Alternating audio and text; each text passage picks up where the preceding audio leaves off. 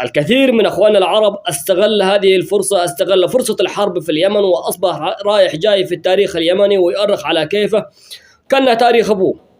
اخرس لا هانا ويكفي، لا أنت ولا غيرك توصل إلى التاريخ اليمني، لا جدك ولا جد جدك ولا حضارتك الزجاجية راح توصل ربع ما وصلت للحضارة اليمنية. مهما عملت ومهما سويت ومهما شككت، ستظل اليمن هي عنقاء العرب، زاهية اللثام ورشيقة القوام، بلاد المعالي والرماح العوالي، وآية الجمال وكرم الرجال وذاكرة الأبطال. وعلى خشم أبوه ستظل اليمن بلاد الشهداء والقلاع المهيبة والحصون المنيفة والحدائق المعلقة، حادية المجد ودرع العرب وحزامها المليان. سلام عليها وعلى أهلها الأشم وسلطاتها المجاهدة. ستظل اليمن بوصلة العرب وأصل عروبة ومجدها التليد وحصانها المنيع. ستظل اليمن الماضي والحاضر والمستقبل.